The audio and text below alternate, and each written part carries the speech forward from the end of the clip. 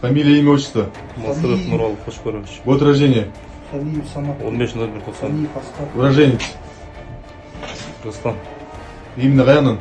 Ош. Оштон. Должность. Стаж в полномочий. Где? Сузлатская область. Фамилия, имя, отчество. Нормат Фермек Абдинасирович. Год рождения. 20.04.91 год. Уроженец. Жалобат. Должность.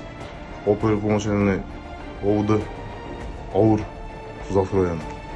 Фамилия, имя, отчество. Ибрагимов Шухарбек Мухтарович. Год рождения. 22.01.89. Уроженец.